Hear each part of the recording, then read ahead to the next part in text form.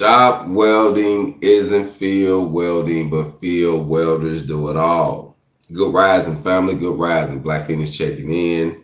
I'm the owner of HogOn Welding and the founder of Welding in Hip Hop and the founder of HogOn University. This morning, I just wanted to come to you and talk to you about being a shop welder and being a field welder. The benefits of being a field welder, in my personal opinion, is especially one that can weld in the shop too, that's more versatile. You have more ability to think outside the box, to get things done faster. Field welders tend not to complain about certain conditions because when you in the elements, man, you in the weather, you might have someone tack something in. It might be a 1/4 inch gap. It might be a 3/8 gap, but then that's what they needed because it was a little short. You got to build it up or whatever to clip it in. You're going to run across. You're going to run across a lot of RFIs on the job site when you're a field welder. So you're always correcting things, fixing things that actually most of the things you're going to fix is going to be something that was even done wrong in the shop. Maybe a clip was put on wrong. Something was welded at a different angle than it's supposed to be. Maybe they had a print that said one way and y'all get one, and in the field it's another way. It happens.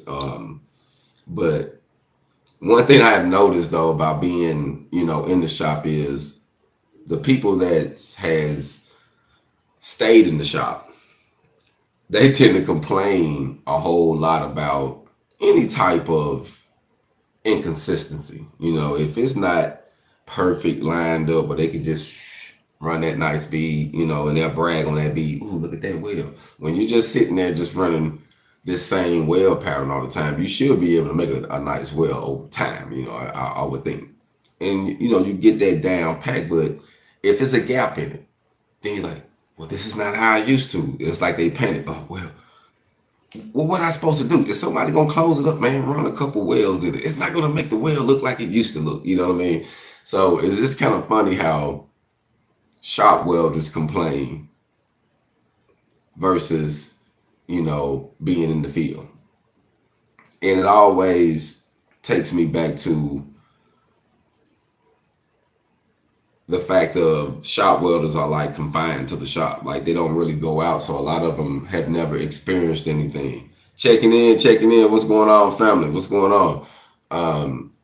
Shop welders a lot of times have never experienced any RFIs in the field. Maybe in the shop they say something need to be welded this way. They can take it all, clamp it down.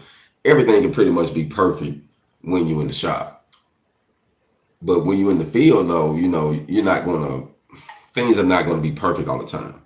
And the funny thing is that I've been around field welders, some older ones and younger ones, that once they get set in their ways a little bit, it's always a fuss about certain small things, when to me personally, I think if it's an issue, you just jump in it and correct it. You know what I mean?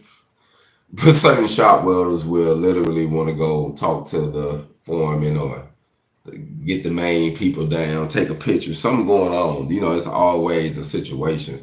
Certain things to me should be addressed, but certain things are just, it happens when you're dealing with metal, when you're bending.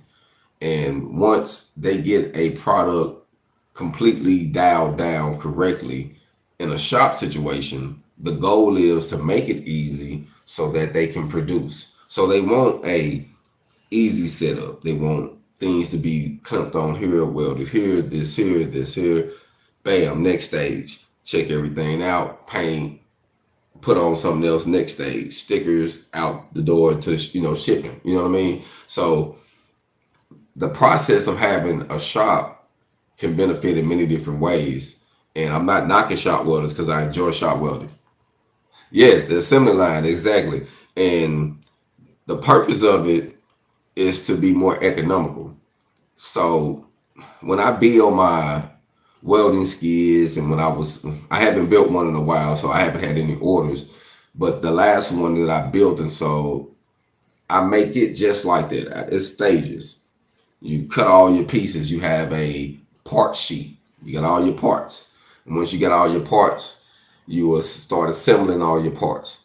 Then you might have holes, so you might have certain things that got to get done before it actually comes to the welding stage. And normally the welding is the last thing you do. Tack everything up, make sure everything good, weld it out. The product goes to, cleaning, paint, and it's finished. You know what I mean?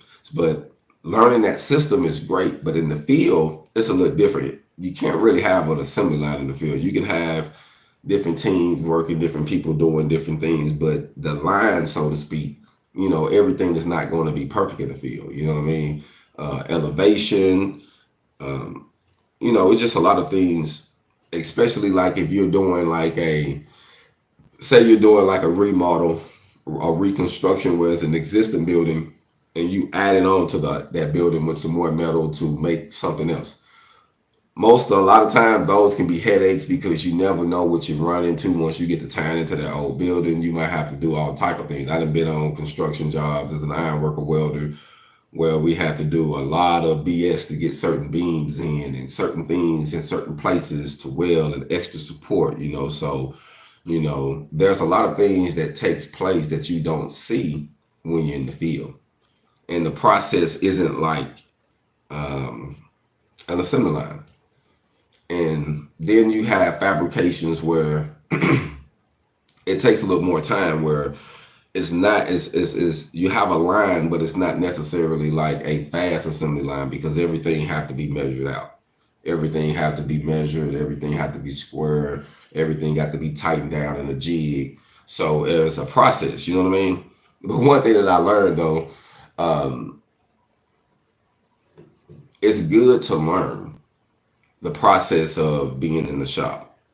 So don't think I'm knocking shop welders because I'm not, because I'm a shop welder. I started off as a shop welder. My first actual job was a shop welder. I was doing aluminum and stainless. So my first job out of prison, after doing a decade in prison, my first job, I was a shop welder and I was doing aluminum and stainless. And I could steel weld, but I wasn't doing. They had another apartment that did a few different steel welds on the frame of the chassis of the truck. But I was building these boxes for the ambulances, so it was pretty cool. But that process, it taught me how, even though it wasn't an assembly line, it still was a process, and I learned the process. But then once I went to my next job, which I actually went up, it was in the field.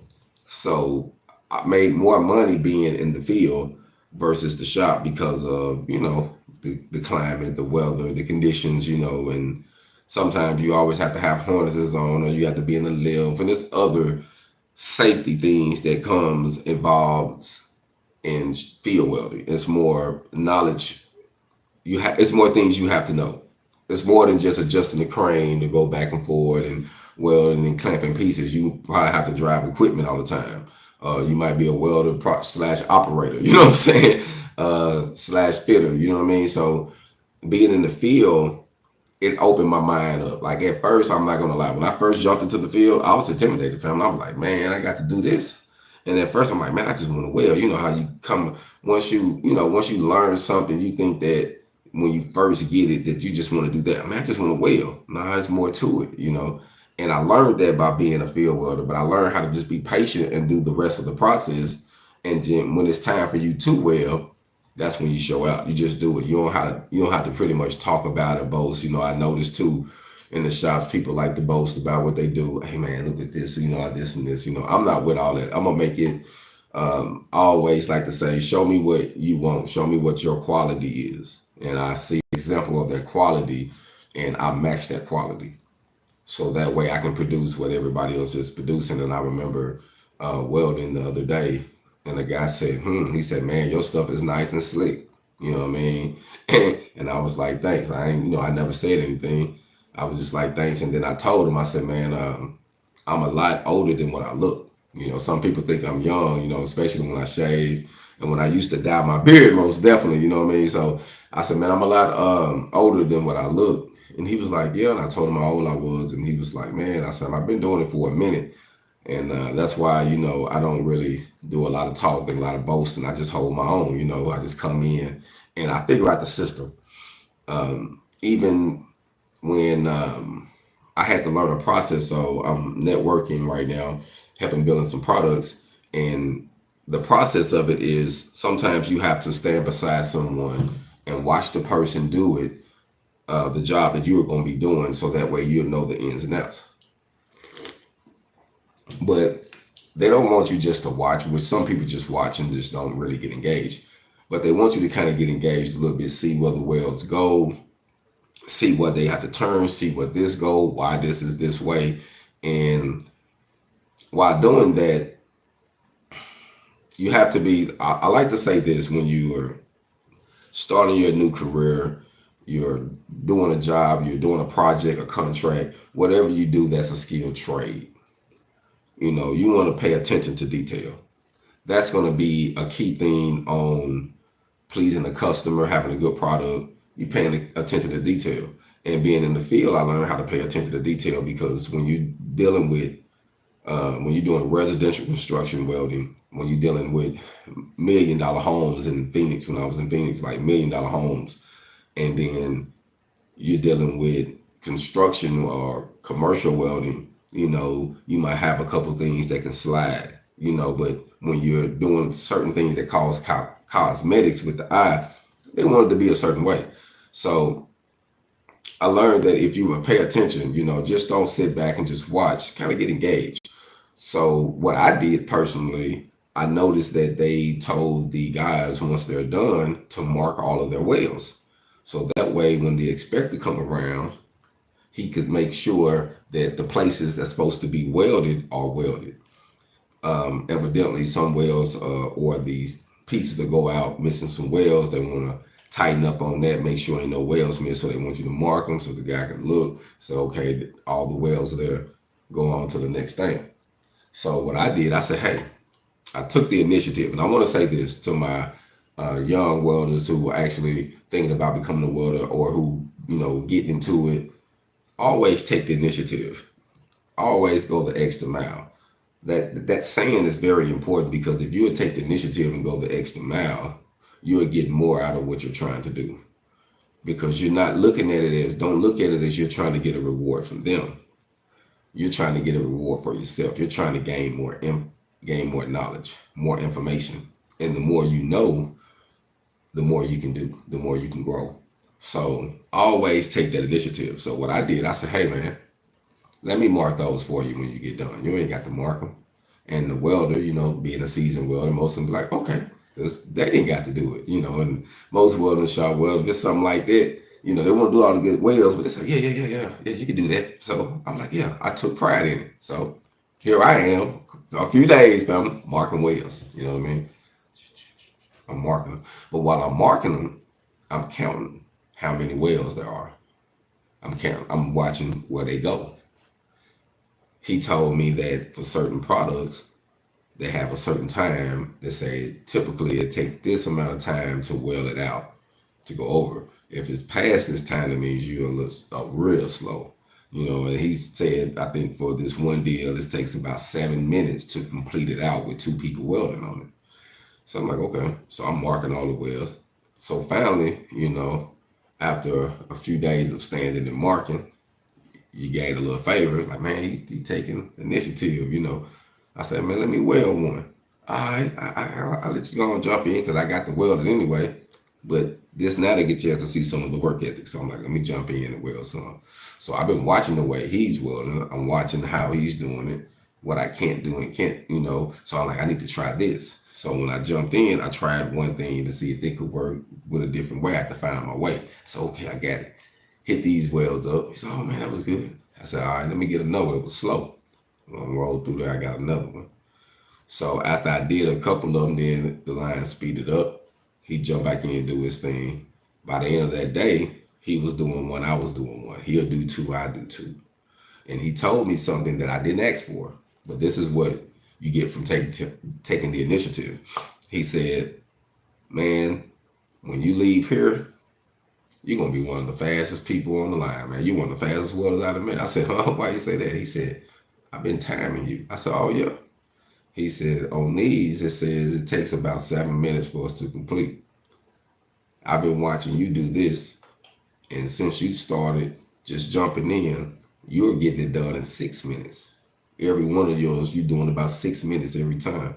And I know once you get it, you probably be even faster. You know what I mean? He was like, man, and your weld so good. I was like, oh man, I appreciate that. That was from me taking the initiative. I understood the process, but I wasn't boasting. I was just being humble and marking welds and counting. And then I asked him, I said, hey, do you know how many welds you weld every time you do this side? And ironically, you know what he said? You know what? Not really. I think this sheet up here says about, let's go look. He went to the sheet. I think this sheet said I do about 32. I said, you do 28. And the other guy on the other side, if he does his weld, because I count his, he do 28. Or sometime he'll do 29 and you'll do 27. So if he'll get one of his welds or whatever, you know what I mean? And he looked, he was like, wow. He said, man, I never really paid attention. I was like, I wanted to know because I want to know how many welds go in each unit so I know how much time is actually being spent if I was to do one by myself. You know what I mean? Like completely. And then it helps me become faster because it helps me know which, I know where the weld's at. And then I'm more accurate because as I'm welding, if I only got 25, I know, oh man, I missed 3 more. I know I got to weld 28. And it keeps me consistent on going back. Okay, I missed this one, making sure I get all my numbers because, you know, each one, it just, you know, once you do certain things repetitiously, you tend to pick it on. And that's one thing I do enjoy about the shop because the shop gives the welder time enough to learn the tape measure, learn level, and learn certain things. So take advantage of that. Be humble, like they say. There are going to be moments where you have to sweep the floor in the shop. You know what I mean? I swept the floor many days. But during that time, it's like you still learning and you still going an extra mile. So I like to say that, you know, I always say that field welding isn't shop welding because it isn't. But a field welder can do it all. He can weld in the shop and he can weld in the field, especially if he is diverse. And most field welders I have met are diverse. They can jump in and out.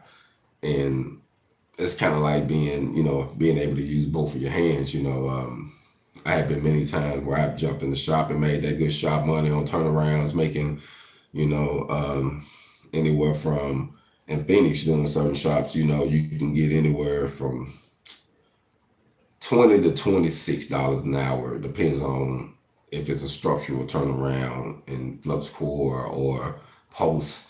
You know, they pay anywhere between $20 to $26 an hour. And then you guaranteed at least, you know, 55, 65 hours a week when they're trying to knock out these products. And sometimes it might be a 30-day, 90 days, 60 days. Sometimes they do it for 6 months, 7 months. You know, I have seen some companies work every day for 7 months straight before they gave an off day. Now you could take one, but they was running 7 days a week for 7 months straight. You know what I'm saying? And you know, if you want to work yourself like that, you have the opportunity to get some money. But I learned the process of welding being in the shop. And it also taught me something by being in the field versus the shop. The field teach you, to me, humility, because you're gonna always face problems, dilemmas you're gonna have to fix and correct. You know what I mean? So it's always gonna be something you're gonna have to pay attention to, and it makes you humble. Even you can be a good welder, and things can happen in the field. But being in the shop, sometimes you can be set up in a perfect, it can almost be a perfect environment for you, especially welding and fabricating. So you have less chances of error, you know, versus being in a situation like that in the field. So, you know, I see how being in the field makes a person humble, traveling, going on the jobs, making different money, seeing different money. And, you know, it just humbles you, you know what I mean? And now, family, I gotta be honest. I'm in my hometown. I'm in McGee, Arkansas right now. I'm in my mom's house right now. I've been working on the renovations, and I have spent thousands on this, more than what I expected. I still ain't done.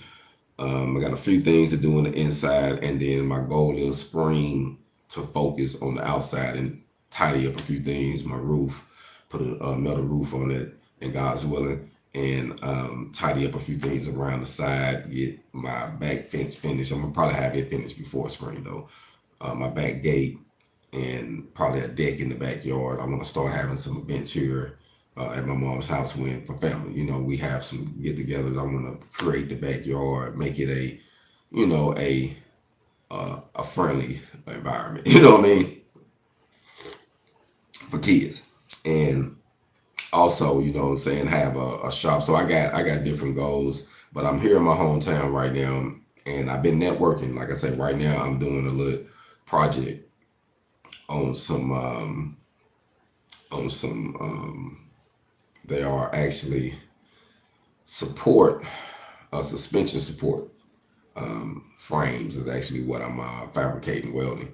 And right now, like I say, to be in this area, if you can weld and you're in Southeast Arkansas area, at least within a 45-minute radius from Dumas, you know what I mean, they got some good opportunities for someone who want to get a good spot in welding and fabricating and want to stick around or get some good money. I'm just passing through, family, you know what I mean? I'm helping out. I'm not saying it ain't written in stone. I'm gonna be there forever. I'm just passing through, helping on the project. Most people know I'm independent, so that's how I look at the opportunity. But I also invite other people who gonna be there, because if you're gonna stay around this area, that's a good opportunity for you. And just so happen, I'm gonna be honest with you, on this is a project where I believe you'll start out around 17, I believe, and once you finish your weld test, they give you approximately a week or 2 weeks or whatever, and you'll make $20 an hour.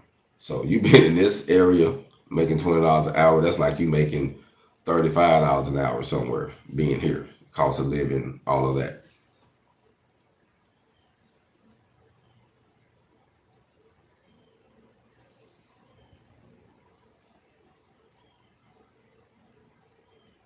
Yeah, yeah, yeah, yeah, yeah, yeah.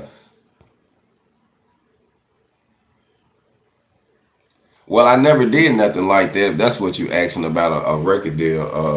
I actually own, with all of my music and with some of the videos that I release, and you hear my music in the background, all of those tracks and the videos that I do have out, I paid for. I own. I have the masters to them, the writers and the publishers. So I am a writer and a publisher. So I do have my ASCAP. I'm a registered artist, like registered. For those who don't know, so my artist name is Black Feniks, Feniks. You can Google me, check me out. I'm on Spotify, Pandora, all of those independent stations. But what I did was, I really, really enjoy music. So that's why I always put welding and hip hop together, because I was trying to figure out how to make a career out of both. I enjoy hip hop, but I wanted to be known more than just for just making a song. I would rather be known for changing a life. And I figured out, majority of us, we listen to music during certain times, certain things that we go through in life. And certain songs bring us inspiration. Certain songs help us make it. And so I figured that if I could use my music on top of me giving some education on welding and showing some people how to gain some skills, I can kill several birds in one stone. Going deep sea diving, yes sir. Check that record out. That's actually deep sea diving, and one of my records called Frank Lucas. I named that record Frank Lucas, not because it talked about him, but it was that record was based on him going to the source. And I honestly feel I should have named that record something else than Frank Lucas. It has been doing well. I have the video up on Facebook, so if you go check out Facebook and put in Black Feniks Frank Lucas, you get a chance to see the actual full live video there. It's got maybe 160 something thousand views. But I wish I would have changed the name now that I know what I know now. And that's one thing that I say about learning. As you learn, as you know better, you do better. But I named it that because of what he did. he went to the source. And I'm always telling, I'm always stressing product over talent. You have to create a product. You have to give something that's a value. And I like the fact that he went somewhere and created, got his own plug, created his own thing, and said, "Hey, I'm finna go bring this back." And I was like, you know what? That's what I want to do. That's what I'm going to do.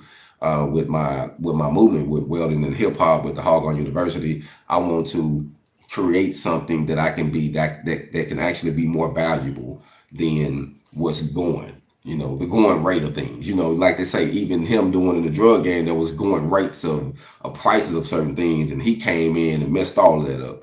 And with the way I'm coming in, teaching welding and doing the courses and helping independently, I'm giving better prices. I'm giving better education than you will get if you go to a college. If you go to a VOTEC, you know what I mean? Like, I do know some VOTEC schools that teach very well. I'm not knocking it, but if you get it from someone that's seasoned, that's been in it, field, shop, owning their business, running their business, ups, downs, and you getting that information in a setting, that information is more valuable than someone that's going to stick you in the booth and just say, burn this all day, weld that all day, or do this, or come through there and spit in the back, yeah, you all right, and then walk off so we can, I'm going to give you some real game.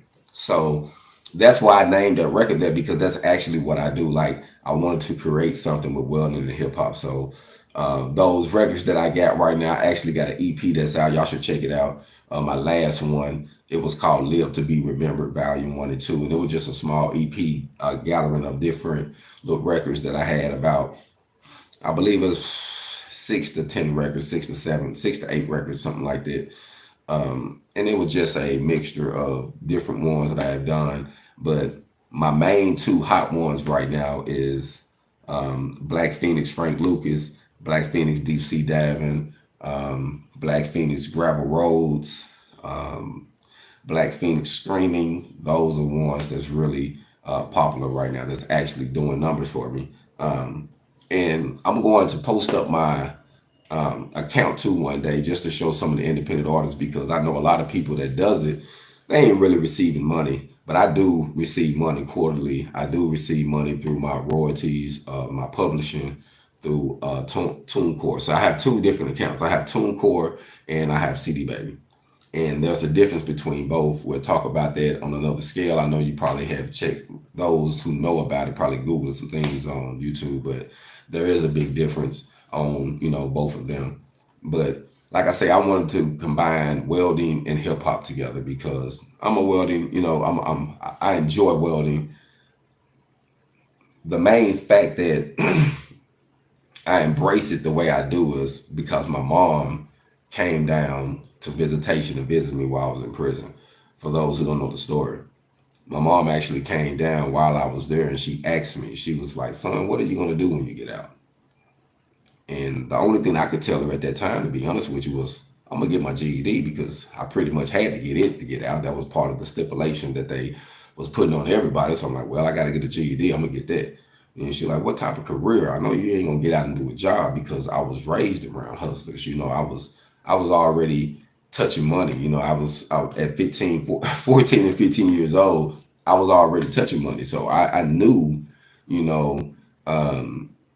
how to get it, but not how to get it the right way to keep it. And she had been watching Welders, and it blew her mind, one of those commercials. And I believe it was a Tussle Welding School commercial, because I believe that's what she said. And it was just talking about the skills they get, the money they can make, things they can learn, places they can go. And she was like, "Hey, I think this for you. You like to build things, and I do. Now you can weld them together and build some things." She was just telling me about, what she learned from watching that. And she went to the public library here in McGee, Arkansas, and she got some papers printed for me. Back then it wasn't like, the internet wasn't jumping like that, but it just started. So she got some copies, maybe sent me about 5 to 10 pages, 5 to 6 pages front and back of information on welding, what they do, why they do it, how it started, when, just some dates, some things about it that I didn't know. And at that time, family, I was 17 years old when I got this information. So when I went to VOTEC while I was in prison, I remembered that. And I remember that one of the guys was like, even some of the officers like, "Man, Joe, you finna go into this?" Man, I heard this guy was racist. you know. And I was like, shoot, it is what it is. I want to learn well. I wasn't gonna let that detour me from learning. Me and this other guy went anyway. And come to find out, the guy wasn't racist, but he was born in a town where the whole school didn't have any black people there. That's what he said. You know, he didn't start seeing black people till he left his town and started moving around the world. And he was from a town in Arkansas. I can't remember the name of it, but it was a town in Arkansas. And he said, man, I never seen, ain't nobody, black around mine, but I ain't got no problem with nobody. He used to always say, I think it's a piece of shit in every race. That's what he used to say, chewing tobacco, cool guy. But he taught me some skills from taking initiative and wanting to learn. I even remember when because the first process they teach you there was stick. You learn stick welding in 4 positions, MIG welding 4 positions, and then they'll teach you TIG welding 4 positions if you get through all processes. That was the course. If you can complete all of them, you'll get a certification in that skill set. And I remember when I was in my stick welding first started, he was coming through there and he'll close the little thing and he'll say, Joe, keep it real with me, man. You did this before. You just trying to come here and get this paper, right? I said, nah, man, I ain't never did this. I just got the passion. I really want it. He's like, you ain't never will. I said, nah. Just other than what you taught me and what I watched on videos, and read. He was like, all right. He left. And he kept his eyes on me. He was like, man, you hungry. And he gained a liking to me. And he taught me pipe welding in there, how to bevel pipe, 45 it, look at the root, all that. And he said pipe welding will always get you money. If you learn this, you can always jump in and out and get this bag. And then plus learn how to field weld and fabricate. And his next thing, after he taught me how to pipe weld, he taught me how to fabricate. And guess what my first piece of fabrication was? A trailer. I think it was like a 16-footer, double axle. You know what I mean? So it was cool that we built it from scratch. Like the frame, flip it over, put the axles on, like we did everything. And it was cool to do it because he showed me how simple things were. He showed me the simple things on fitting. And when he put a fitter with me, then I swear everything he built made me had to be 3/8 to a quarter inch too short. I'm like, man, can you read a tape measure? And I remember the guy laughing. He was like, this is things you're going to face in the field. Sometimes things might not fit, and the welder got to come through and make it correct, And I remember welding in Feniks, and I seen an old man with a shirt. And to this day, I haven't seen another shirt like this. It said, I'm a welder, the answer to the engineer's problem. It was cool because a lot of engineers do things in the field and it'd be wrong, and the welder fabricator be the one to come in, cut it out, fix it all the time. So I wanted to talk about more how to be a fabricator, be a welder, and being from my standpoint, being a African American, a Black Native American who can actually tell you my struggles in it, because I'm from the cotton field family. I feel like, well, I know I am. I'm the last generation to actually chop cotton. Like I chop cotton. You know what I mean? When I was young, I remember jumping on the back of the truck with my mom, going to a cotton field with a group of my peers and some older men, older women, chopping cotton to make money to get our school clothes, family. That's the part of Arkansas I'm from. Like, that's the hustle. That's where I came from. And I'm 41 years old. And I did that as a child. You know what I mean? So I'm used to working. I'm used to grinding to get it. So I figured once I learned welding, man, I was like, I can't keep this to myself.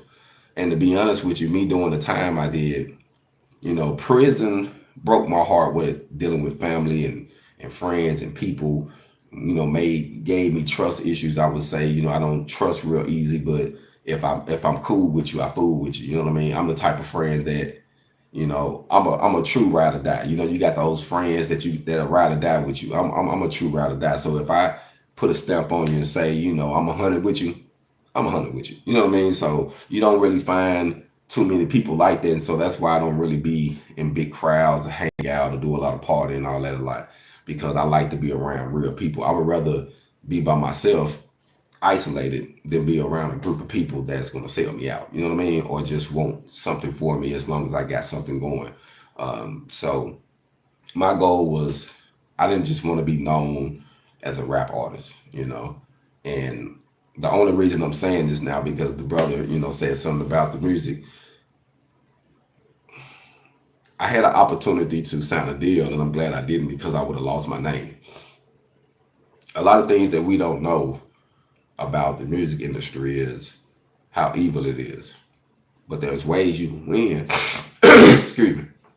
There's ways you can win, but you have to know the system, family. You have to know the system. And a lot of our youngsters, they'll jump in there because they want the bling. I'm gonna give you the chain. I'm gonna ice out your teeth. I'm gonna do this. Woo woo. Put a couple bands in your pocket so you can show I got the money. You know what I mean? But that probably be the only time they get some money. Once it's gone, you see a lot of them stressed out. They do crazy things, kill themselves, get on drugs, do drugs, RIP. And a lot of times, all the time, the music industry had these big insurance, ironically, on all these artists. So they die before their time. That's fine with them because they're going to get paid way more for them. They worth way more dead than they was alive. And it's sad, but that's the way the system is. And once I learned the system and I learned what true independence was, that's why I stress independent welding. And I do things because I learned that that's the really way you'll see it. And once you blow, it's cool to sign a contract or a album deal or a song deal with someone because it's just that final. You make your money. Like, that's business.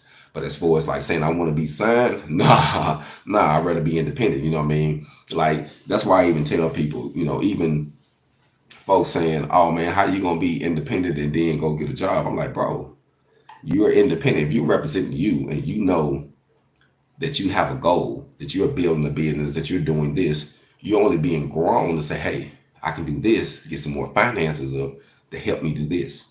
Or I just moved to a new area. Things are slow right now. I don't really know the business, what I'm gonna do. Hey, I'm gonna go over here and do this. While I'm doing this, I can advertise and promote what I do. So by the time I break apart from whatever I'm doing, I'm known for doing this now. And now I got some income coming. See, some people don't, you have to be humble, family. You know what I mean? You have to be willing to, as TD Jake say, start flipping burgers. You got to start from the bottom sometime and get to the top. And like I say, I don't want to encourage anyone to go to prison for 10 years. I did 10 years, 11 years, pretty much incarcerated.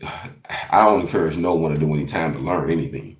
But if you find yourself in a situation like that, take advantage of it, learn from something, and really improve yourself by educating yourself. Don't get caught up in the system. And for the brothers that's out here free, if you got an opportunity to learn welding, it's a career and it's also a business. So don't look at it as, man, I'm just doing this job, because I know so many people. I know guys now that's a supervisor or that's an instructor on job that literally don't do nothing but walk around and just talk and make buku money.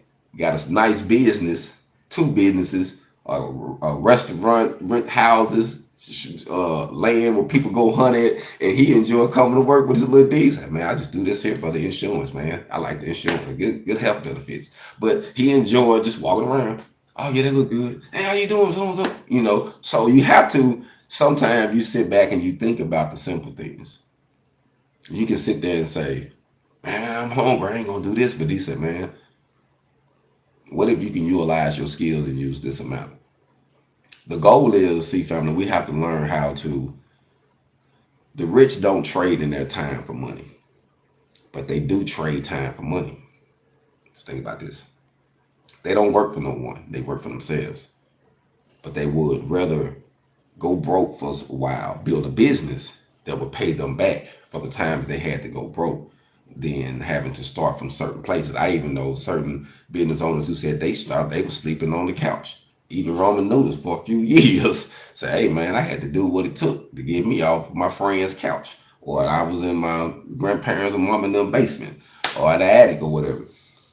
Everybody got to start from somewhere, So my goal is to give a live, pure example of someone that's African American, that's black, who took a white trade like welding, infused it with my life, and also took hip hop and still stay true, enjoying what I do, but teaching with it. Because I believe I can be able to reach more ears if, I can have a song that they can relate to. And that's one thing. I didn't really want to get caught up with the fad things.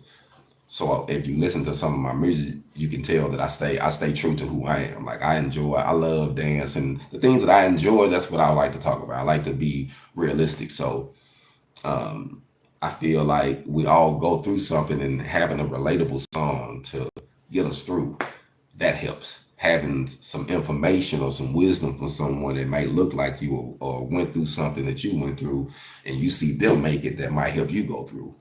Because I'm gonna be honest, family, when I started blogging, doing my YouTube channel, I didn't know what I was doing. I didn't know how to cut the camera up. I didn't know how to turn the phone. I would just say, I had a homie that was like, "Hey, man, Joe, man, you got a lot of good, valuable information, man. You need to start blogging." I'm like, "Man, I ain't got time for that." He said, "Man, you always got time. Just do it, bro. You don't never know who you can help." And you try to help people in your small area. And sometimes, we have to realize one truth. It is written that a prophet wouldn't be accepted in his own home. He's more embraced once he leave where he was from. Not saying he can't help anybody where he's from or won't help anybody. It's just there they like, "I know him. That's so and so. Ain't no way." Nah. But these people, once you go some places and really help people and they see it, they don't judge. They don't care about who your daddy was, who your mama was. They're like, "This is what you're doing. He helped me. He healed me. He gave me something." And to me, when I was looking for it on YouTube, I didn't see it. And when my homie was like, "Man, do it," I was like, "Oh man, I don't know." But I'm glad I did, because it's therapy too. Sit there talking to some individuals that I may know or don't know, but to give some information. You know what I mean? To be transparent about life, because I have even had people send messages, "Man, talk about welding all the time," or "weld more," or "don't do this." So I'm like, man, this is my channel. Just because it say HogOn Welding doesn't mean I'm gonna be arcing all the time or fabricating. I'm gonna be talking about realistic things, because life consists of more than that. But HogOn, for those who don't know, it stands for honoring our generation ornamental nature, and while hustling over grounded obstacles naturally, because that's what we do. We hustle over grounded obstacles. And the hog stands for the movement of the hustle, because the hog isn't domestic like a dog. We don't sit back. We can't wait on someone to feed us. Ain't no one sitting a bowl out by the door with some milk or some nice dog food to take care of us, and we wag our tail, and they can treat us bad, but it's okay. As long as they still do it, we'll give them a second chance. That's what dogs do. It's honest. That's just the nature of things. But a hog, you can't do that. You can't treat a hog bad and think you're gonna go out there and pet it. It ain't gonna happen. And when we get hungry, we're gonna find our own food. We're gonna go out here and hunt. And I think that's what we're missing. The go get, the go getter spirit to hustle. We want to sit back and think digital currency is just gonna blow us up, and we talk about how rich we got off investing $100 and I just made 20,000. You know what I mean, man? You need to do what I'm doing. You know what I mean? Like, but no one want to really show work ethics. And so I wanted to actually, glorify work ethics. That's what it's going to take for, if you're going to really get there. All the big artists, all the big businesses, it was work ethics. But people frown on certain work ethics, and they frown on when it's tough. But I think if you show the struggle of something, like if a person go back and see my archive and you see where I started to where I came, and you like, man, that's going to be a process where as you go, you learn more, you speak better, you move better, you learn the business, you know what I mean? But until you start getting involved, you're not going to get you're not going to get none of that until you decide to jump off the porch, make that decision to grow yourself. So that's why I'm blogging. I wanted to be that light, that beacon for those who's looking for someone that can survive the odds. Not only did I survive prison, and I did a decade in prison, and my name in prison is impeccable. For those who know me and for those who can Google me, my name in prison. So while I was in prison, I didn't do no funny stuff. I didn't sleep with no man, and no man sleep with me. I didn't violate no codes, you know what I mean? So I did that time as a stand-up guy. And a lot of people respect me that did time with me. And I have been to different towns from people I did time with, and that helped me survive because I knew them. They're like, oh, this is a stand-up dude. We can eat with him. And I ate with many people and network, even welding and traveling. Like I had met a lot of good people on the ground for just being stand-up. So I figured the best way to live, to be remembered, the best way for me to do what the Egyptians did, which is be immortal, is to do something that I can leave something behind that people will always use for education, will always use for motivation, for inspiration, for encouragement, or whatever. So, I release random videos. Some videos, minutes, 2, 3 minutes, just whatever I feel. But my goal is to have more of a structure, starting off next year. I'm actually, already trying to get into it because I want to start blogging more. And then I really got to kick the podcast off. Like I pushed it off this year. Coming here, working on my mom's renovations has been very, very, very challenging, family. But one thing I can say, I'm so humbled and thankful that even though my mom is dead, she is still taking care of me because she blessed me with some shelter right now. Is regardless of the things I had to do to fix it and the money I put involved, it's like an honor. You know what I mean? To do it. And if you're going broke to fix something, but my goal is I know that as long as I got my work ethics, I'm gonna be okay. So I've been putting a lot of money into this. It's been humbling, but things are starting to turn around. I was just looking at some things now, and things are starting to come together. My wife, she's very encouraged. She's humbled. The town is small, so she say that a lot. Man, I wish it was bigger, but she enjoyed though. She enjoyed coming home. And if man, I'm gonna tell you, after traveling from the south to the west to the north to the east, everybody man lives different. And they say that old saying say the home is where the heart is. The home is where the heart is. And I'm gonna be real with you. My heart is connected with welding. Is connected here. Is to teach and educate. Give some financial literacy. Also, as I learn, I think it's very wise to make investments. I like to talk about things that I do, and as I learn things, because we don't know everything, but once you see something work, I cannot just go by and watch you, hit your head and I don't say nothing. It's kind of like they said, man, if I don't say anything, then the blood is on my hands. So I'm not going to leave blood on my hands. I'm going to tell you what you do with it. That's on you. You know what I mean? But I'm going to let you know that there's a better way, a better process. But just wanted to come live today and talk about field welding. Isn't shop welding, but shop welders do it all. But field welders do it all. And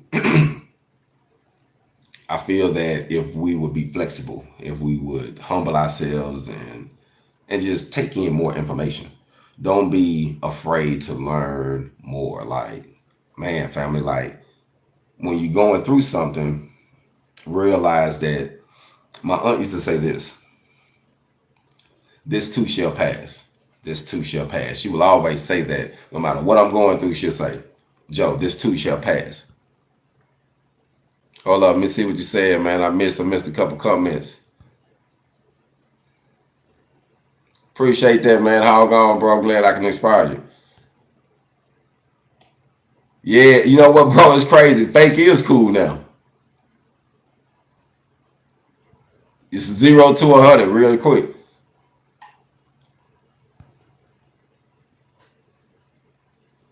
Yeah, what you said. So see, people don't understand that's why I stress the hog from being a dog, because dogs are tame, family. Dogs are tame. They are controlled. We know this. They are bred. We know this. But a hog, though, you can't do the same thing that you did to a dog to a hog. It ain't gonna happen. And that's one reason. Most people say, man, you got the hog because you from Arkansas, and I am from Arkansas, born in Little Rock. But I'm a hog because of my nature, my lifestyle. I'm a go getter. I'm gonna figure out a way to make it happen. And I had to because I'm from the slums. You know what I mean? I'm from those. Like, it's funny now being down here because I'm from the cotton field family. Like, I'm from the gravel road, man. You know what I'm saying? Like, that's where I'm from. So to thrive from that as a hog and to make something happen out of a situation where there was no one giving you anything, there was no one handing you anything. You had to figure it out. You had to go in to an unknown area and make some allies. That's what I did. I learned things when I went to prison. I made some allies. I can be able to go on any side and maintain, because if it's realness on every side, it's realness in every hood. And if it's somebody real there, then we gonna connect and get something, make something happen. And I've always been like that. And now, being here, it motivates me more because my expectation, I'm not gonna lie, my expectations was a little high. I wanted to network with some of my family people down here, and once you start seeing people's true identity and who they are, you're like, oh, you step back and that kind of hurt me some, but life is what it is. But you don't know it until you experience it, and some things is just the raw truth. And we don't want to, it's just like we don't want to address certain things in our families, especially in the black families. We'll push stuff on the table. We don't want to say that uncle was touching, so and so, that so and so was doing this. We got to address those issues, and we have to do more than say, oh man, so and so, man, he just a little off, man, so and so, nah, let's get so and so some help. You know what I mean? But that's things that we don't do in our black community, man. It is what it is. And I feel like even my channel, just talking about different issues from our culture, giving information, just being transparent about jobs, stuff I done face. And I can say this: since I've been back home, I can't say I haven't experienced any racism, because I have, but it's different. And I also can tell that here, your own people can also give you racism when you in the South. And a lot of people don't know, black people can be racist too, you know what I mean? And you are racist against their own people, you know what I mean? So you have someone that feels sometimes, why did you get to this position and I'm not here? Honestly, the only thing you did different was work ethics. You didn't do anything different. Some people think you did something different to get there. Like, nah, I just grinded. I had to be alone. Yeah, I made some sacrifices. Yeah, I went without. Nah, I wasn't completely full that night when I went to sleep. You know what I'm saying? Stuff happens, man, but we don't want to be realistic though, and talk about the real things in life. You know what I mean? So with my channel, my goal is just to be transparent, to be honest with you. And I enjoy just talking about random things that I experience, especially that I know that's going to help someone with welding tips. I didn't want when you think about, got to give a shout out to weld.com. They got if you need information on procedures, they got the camera, they got the footage, they got the money, the ability to show you how to do certain things. I mean, as far as being in the shop, good video. I mean, I enjoy what they do. So I didn't want to have a welding channel to duplicate what they do. I'm giving practical knowledge, and I'm also showing you how to break off from the system and use what you know to be independent. So for those who want to use that earn money, welding money, not just to be a welder, but to start something, I look at things differently. So I'm not trying to mock what they do, but I will be, showing, better quality videos as things go. But I like to use what I get. So I'm not going to wait to give some information if I can just go on and get the information. It might have some dust on it. It might be this, but the message, see, what people forget, it's the message that you want. See, the message, it doesn't matter if it got a bow tie on it or if it got some mud on it. It's the message pure though. And a lot of times, we tend to judge a situation quickly just because how it's not the quality of what the system say the message should look like. And we'll miss the message. I done had brothers and sisters say, man, I had to cut my phone all the way up to hear you. But did you hear it? Man, it was a little bit blurry. It just wasn't the best quality. But did you watch it? Did you get the message though? You know what I'm saying? I mean, I understand that it is what it is. You know what I mean? Sometimes you want to say, I had an old school dude used to say, hey man, somebody complain about the way you doing something, tell them they can always come in and invest to make it better. Hey man, you can make an investment to make this better if you feel like I need to do that or this. You know what I mean? But a lot of times people just talk, family. But it's just crazy how you're going to face all type of criticism. So don't let that discourage you on your mission.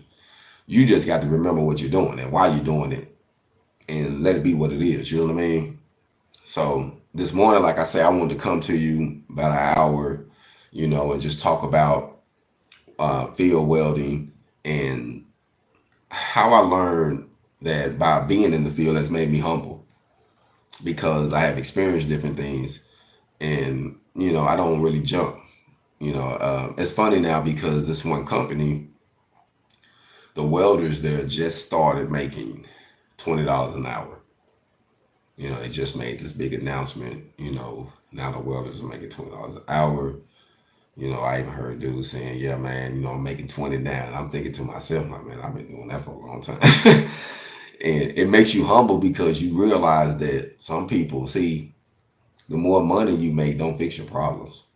You got to fix your problems, or the more money you make, you're just gonna have more problems. You see what I'm saying?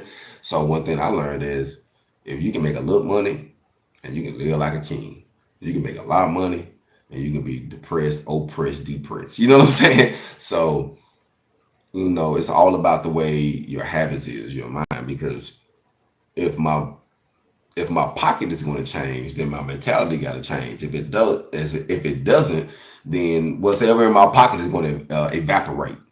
It's going to go because you're going to do a lot of, I can't tell you how many people I see just start a new job and getting on their feet and they say, man, I got to get me a ride. And they'll go get the most expensive car so they can say, yeah, I got one of them. I'm like, man, I thought you're trying to get on your feet. You finna go give all this a car? It's going to break down. Get you something that you can just pay for. Just get some money. Drive it back and forth to work. Make it your, you know what I mean? Make it your little, your little doom buggy. Hey, this is what it is. This is my little hoopty right here. We don't even have hoopties. People, but in the South though, I can say I have seen a few hoopties. So salute to my guys that still got the hoopties, man, that's getting around. You know what I mean? If that thing can get you to A to B, utilize it. Man, don't get you no payment unless you got to. You know what I mean? And then if you're smart and you got your credit right, lease it. Because that way, after you use it a little bit, you want something else, lease it, go back and get you something else. Because truly in life, you don't really want to own that type of thing anyway. Certain vehicles you want to own and certain vehicles you don't. If it's money makers, own them.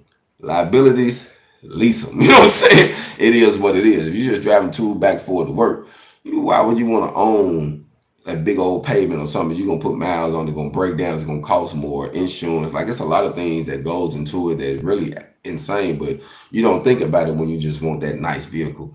I heard a guy say, man, like Too Short used to say, man, the women don't want you, they want your car. You know what I'm saying? You know what I mean? They want to have sex to the car. They don't really want you. They, oh yeah, they want to ride with you in, you know what I mean? Maybe you'll come with it as a bonus, but they really like what you got. So a lot of times we live for that in the streets, the glamour, the shine, and we'll get caught up, family. We'll spend our money, we'll do a lot of things out of ignorance of trying to live above our means, so to speak, when we can just humble ourselves and really humble ourselves and have something, family, have something of value.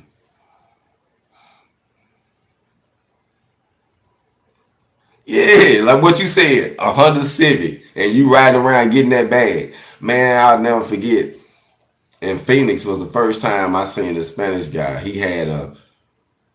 He was a Honda. I think it was a Honda Accord. It was an older Honda Accord. He had his little buzz box Lincoln in the back. He had all his little tools he needed in the back, little step ladders, man. Listen, he pulled up low to the ground. He got out and got to the ground. You hear me? Installed the gate, this and this. And he was like, man, this thing saved me money. I don't really need no big big machine. He said at first, people was discouraged, but once they see my, my work ethic and I pull up and get it done, that's all that matters. But sometimes people will judge you due to what you ride in, man. You ain't roll up in no $100,000 truck, man. I don't know if you can do this $30 job. You know what I mean? Sometimes they feel like you have to deceive the system sometimes. Like they want you to spend more money to look like them so that way you can make as little. Because a lot of times you can spend a lot of money. Because I did it. I spent a lot of money, man, starting out in business trying to get certain type of insurance, get certain type of this, and never getting the job and realize, man, why I spent all that money for that? That didn't even work. I spent money one time a whole year on an insurance plan that I never got a job that required me to even show my insurance on that job. I'm thinking like, why did I just spend this money? I could invest that in something else. But we live and we learn. And that's why I like to share information. That's why I like to come live and just say, hey, man, I've stumbled, I fall. If you're going to learn from someone, at least learn from someone who actually went through it, who's transparent about it. Like those old videos say, you can learn a lot from a dummy. Hey, I was a dummy in some situations. So you ain't got to crash if you see what it'll do to a crash dummy. You know what I mean? So, hey, learn from people, man. Be humble. You know what I mean? I like to say that to my younger generation. Even, my peers, man, we have to be humble. Like, we have to be humble. You know what I mean? Like being back in my hometown is humbling, family. Like I'm back at the farm. That's how I feel. Being back here, literally, like I can't even lie to you. I have truly felt like I have been incarcerated since I've been here this last, 6 to 8 weeks. It's felt like incarceration because of the, isolation of most to myself and the things I've experienced since I've been here and working on the house and problem here, man, stop, fix this. Oh, problem there, man, stop, fix this going on. Like it has been like one thing out of another. And kids, just and I ain't gonna lie, I have sat back, I said, man, I felt like I didn't went back to prison being down here. And then I noticed one thing that it's all part of the design. Like, everything you go through things that'll humble you and give you a different perspective. So being here has humbled me and gave me a different perspective other than what I had because I have seen other things. And then I experienced some, I ain't gonna lie, some heartaches that really caught me off guard. You know how some things can happen to you by some people that can catch you off guard. This is what it is. Some certain heartaches you're gonna have, it's gonna be unexpected. And you just got to deal with it and keep moving. I will say this.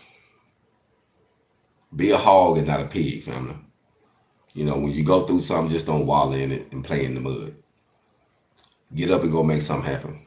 Because if we don't feed ourselves, if we don't figure out a way, if we don't find that information, if we don't get that education, if we don't go after of it, don't expect somebody gonna come to the door like the public, the guy come with the money. You know what I'm saying? The sweepstakes. Hey man, you just won $500,000, $1 million. Nah, I'm just saying. The odds of that is very slim. But the best odds you got is getting your hog on, getting to the grind, doing your painting, doing your construction, doing your flooring, doing your welding, doing your electrical work, doing whatever type of fabrication you got, doing some cleaning, some whatever the hustle is. I'm gonna keep it real with you. 2022. It's gonna be the year of the hustlers, man. It's the year of the hogs, man. 2022. I'm telling you, you're gonna see. If you ain't a go-getter, a lot of folks gonna fall to the wayside. You wanna get your hands dirty. But while you're getting your hands dirty, you're gonna be stacking that bread too. You're gonna be able to make different boss moves that other people ain't gonna be able to do because you're using a skill. You'll see the demand of it. Because one thing I know about the rich, they got the money. They got the resources. They don't know how to do the work. They wanted to use you to do the work. So if you gotta use, they gonna use you, you might as well get paid very well to be used. You know what I mean? Because they're gonna be hiring people because they got a need, products in need. Most people now want to be lazy. They want to just to depend on, the government to take care of them. I heard around people around here blew my mind. They got $2,500 light bills, almost $3,000 light bills. You know why they got that big of a light bill? because when the things happen, they had the money to push it off. Oh, they give me an extra extension. Oh, I get this release thing. Oh, and it's stacking up, and they'll get this little money from the government instead of them spending it. Most of them, you see boxes outside right now with everybody got a big screen of a 60. I ain't never owned a 60. I don't see what I can't see on a 45 or a 32 that I can't see on a 60. Like, I think it's the same thing. I don't know, just my personal opinion. You know what I'm saying? But I'm not, but you see a lot of that. You see a lot of people spending money on vehicles. Oh man, the vehicles, listen, they might well live in the cars. They got the cars are nicer than the homes. You go, they might look decent on the outside. You go in, you still on the outside. Man, listen, most people rather show their money, and that's what we do down here. Being from the South, I get it, man. They'd rather show you that they got something than actually live like they got something. But that's the mentality of where I'm from, and the only way I can break the curse is to lead by example. You know what I mean? I've been there, I've done that, and I know what's valuable now. You know, work ethics, vision, products over talent. That's what's valuable. I would rather travel the world and see different people and go different places and say I just had this nice car that I just fixed up. I put all my money in this. Nah, I'd rather travel. I'd rather go experience something. I done had the car, you know. I did a video one day and I said I sold my box Chevy and made $100,000. And I did. I sold it, invested, and got in business, and I kept going. But I was into it, you know what I mean? You know, I think ain't nothing wrong with having a hobby, but now my hobby is to educate. My hobby is to fabricate and build my independence. That's a hobby of mine. Is to be independent. Is to, you know, is to help. You know, I enjoy helping with products. I enjoy helping with education. I enjoy helping with my own personal services. So, you know, that's what I enjoy. But I just wanted to come live. Like I say, it has been a while since I actually just sat down and just, you know, blog with y'all live. So just wanted to step in and see what you say real quick before I shoot out.